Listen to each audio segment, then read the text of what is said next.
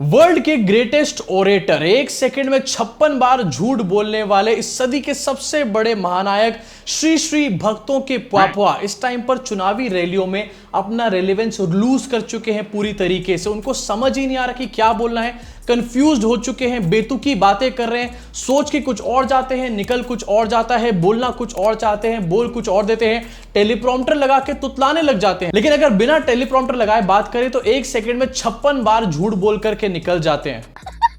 Election के शुरुआत में जो अपने आप को ग्रेटेस्ट ओरेटर कह रहे थे, हालत ये हो चुकी है फर्स्ट फेज की वोटिंग के बाद और आज सेकंड फेज की वोटिंग आते आते कि अब लोग उनको यहां पर चीचा बेतुके बोल रहे हैं। अब चीचा बेतुके के कुछ बेतुके बयान आपको सुनाना चाहूंगा जिससे आपको भी लगेगा कि भाई ये कंफ्यूज हो चुके हैं, कुछ तो गड़बड़ हुई है फर्स्ट फेज की वोटिंग में इनके साथ। सबसे पहले आपको दिखाना चाहता हूं आपकी स्क्रीन के ऊपर, राजीव गांधी ने इंदिरा गांधी की संपत्ति हासिल करने के लिए खत्म किया था विरासत कानून।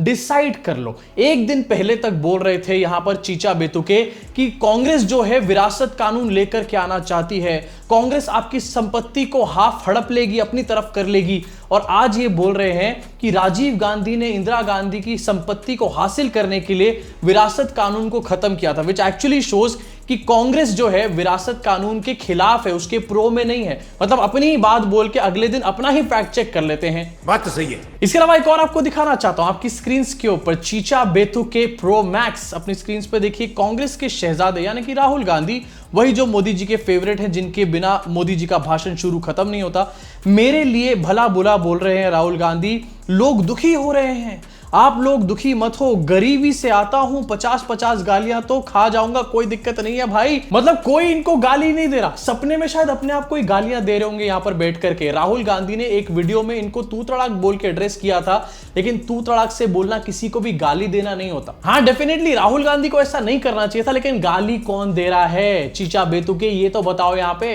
इसके साथ एक और दिखाना चाहता हूं आपको आपकी स्क्रीन के ऊपर, India block busy auctioning PM chair. मतलब कुछ नहीं मिला तो यही बोलना शुरू कर दिया कि देखो विपक्षी पार्टी के लोग जो हैं वो प्रधानमंत्री की कुर्सी की नीलामी करने पर तुले हुए हैं, बचा लो इस प्रधानमंत्री की कुर्सी को, मेरे को वोट दे दो यहां पर। अगेन फिर से इस बात का कोई तथ्य नहीं है, ये बात पूरी तरीके से लॉजिकल है। किसी ने कहीं पर भी किसी प्रेस कॉन्फ्रेंस में ये बात नहीं बोली कि भाई यहां पर नीलामी करी जा रही किसी पीएम की कुर्सी की। इनफैक्ट ऐसे ऐसे बयान सुनने के बाद इनके अपने गोदी मीडिया के गुल्लू पिल्लू जो है वो भी कंफ्यूज हो जाते हैं कि है ये कहां से लेकर के आ गए मोदी जी। इसके अलावा चीचा बेतुके का एक और बेतुका बयान आपको दिखाना चाहता हूं आपकी स्क्रीन के ऊपर। मान लीजिए आपके माता पिता ने 4 कमरे का घर बनाया है, ठीक है मान लिया, उसमें से 2 कमरे आपको मिलेंगे, 2 कमरे सपा कांग्रेस की सरकार हड़प लेगी। मतलब लोग आएंगे सरकार के और आपके 2 कमरे एकदम से हड़प करके ले जाएंगे। वैसे मोदी जी आपने पिछले 10 साल में जो हालत करी है, लोग 4 कमरे का मकान तो क्या 2 बाथरूम का घर भी नहीं बना पा रहे हैं इस टाइम पे। और अभी एक बयान में यहां पर खुद ही बोल रहे थे कि राजीव गांधी ने विरासत कानून को खत्म किया था, यानी कि राजीव गांधी विरासत कानून के एंटी थे इसलिए खत्म किया था।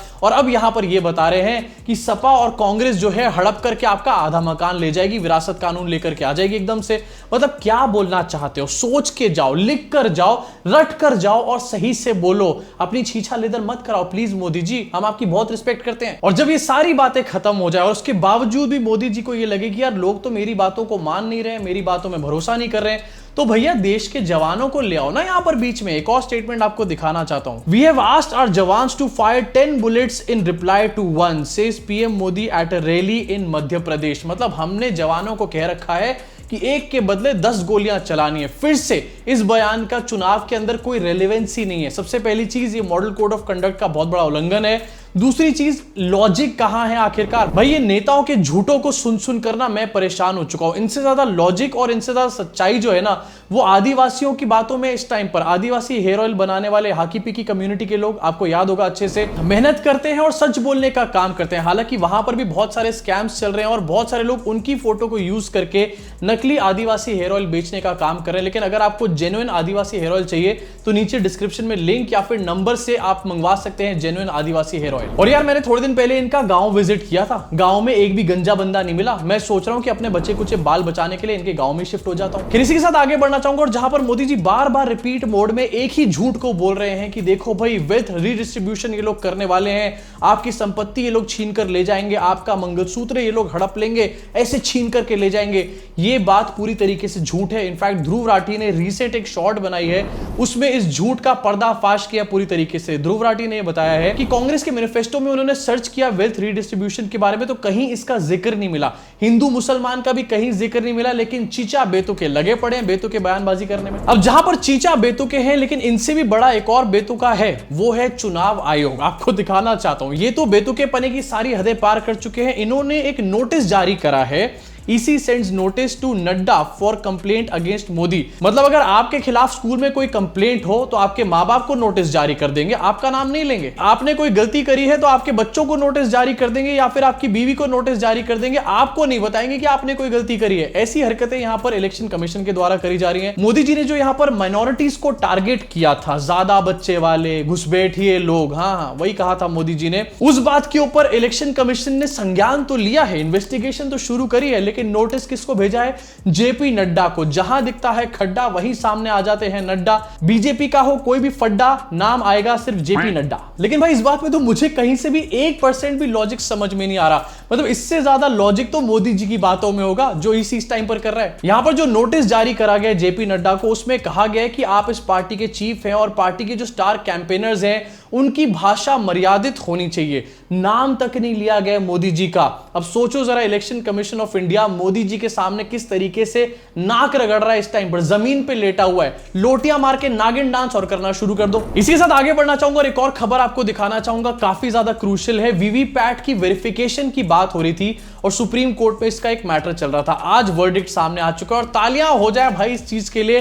डेमोक्रेसी को बचाने के लिए सुप्रीम कोर्ट ने यह फैसला लिया है कि वीवीपैट का वेरिफिकेशन नहीं होगा। यस, अपने स्क्रीन पर इसको देखिए, supreme court rejects all petition seeking 100% verifications of VVPAT slip with EVM machines. वाह भैया, तालियां हो जाएं। जहां पर इस पूरे मैटर को लेकर, वीवीपैट की काउंटिंग को लेकर खुद सुप्रीम कोर्ट शुरुआत में कह रहा था कि हाँ ये तो कम है, ज्यादा और होनी चाहिए, फलाना ढिमकाना। अब ये कह रहे हैं कि नहीं, कोई फर्क नहीं पड़ता, कोई काउंट करने की जरूरत नहीं है, बहुत बढ़िया सब चल रहा है, मजे मजे हो रहे हैं। अभी वीवीपैट की स्लिप्स काउंट ना होने के बाद एक बात तो श्योर है कि पहली चीज, सुप्रीम कोर्ट ने ईवीएम्स के ऊपर अपना एक यहां पर मोहर लगा दी है।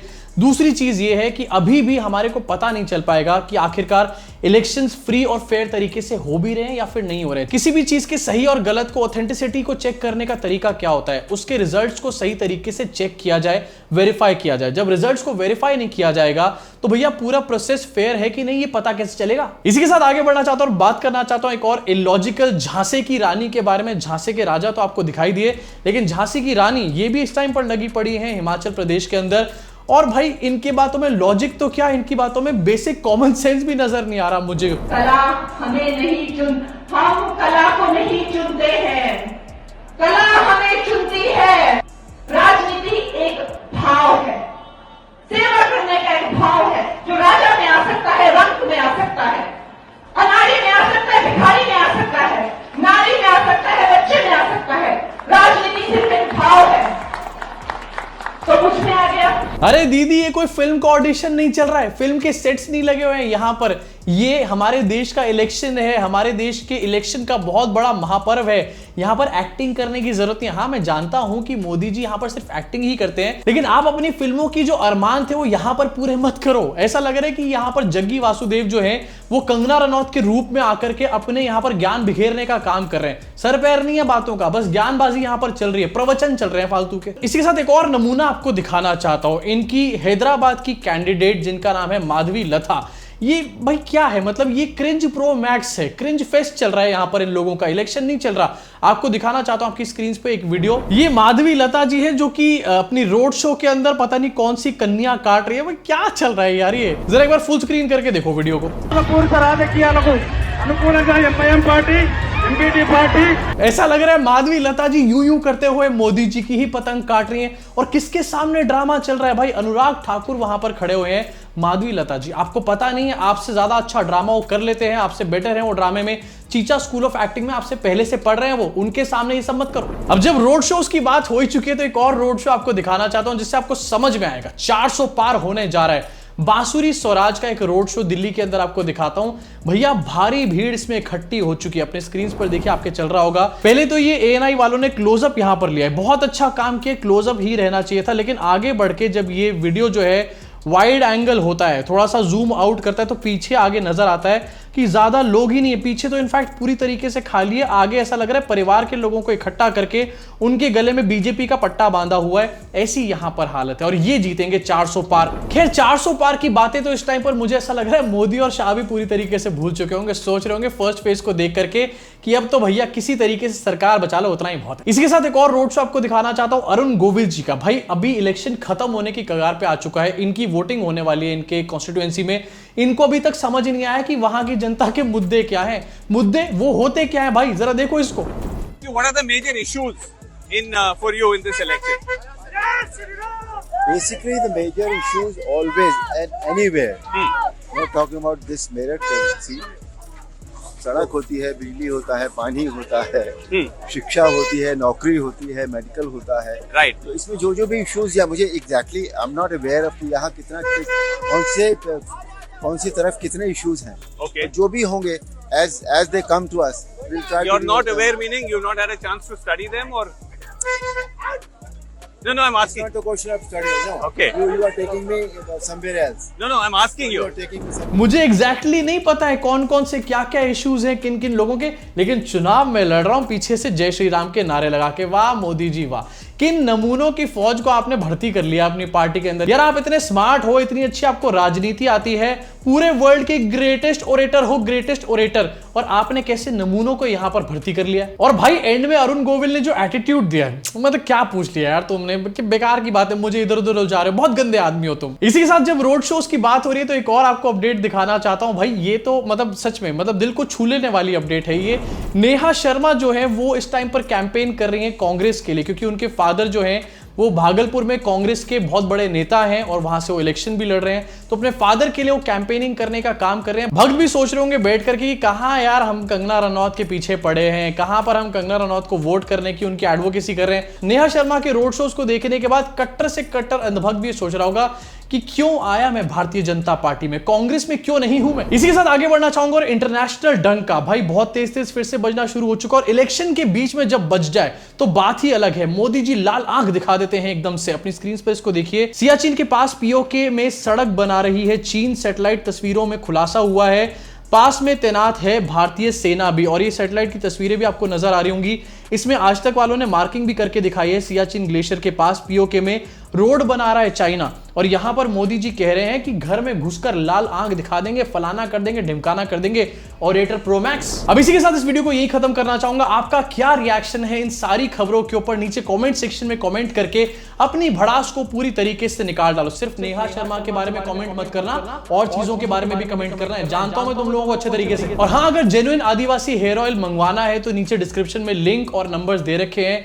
चिन्नू भाई से आप डायरेक्टली बात कर सकते हैं और उनसे जेन्युइन आदिवासी हेयर ऑयल मंगा सकते हैं। चिन्नू भाई जिनका मैंने विलेज भी रिसेंटली विजिट किया था, इनके पास बकायदा एक लाइसेंस है, इनके पास जीएसटी नंबर है, अपनी डिटेल्स ये बताते हैं। काफी सारी चीजें हैं जो इनके हेयर ऑयल को जेन्युइन बनाने का काम करती हैं। तो स्कैम में मत फंसो, जेन्युइन आदिवासी हेयर ऑयल ही खरीदो। अभी के लिए इस वीडियो में सिर्फ इतना ही। मुलाकात करूंगा आप सब लोगों से चैनल के अगले वीडियो में सेकंड फेज की वोटिंग का फलसफा लेकर के।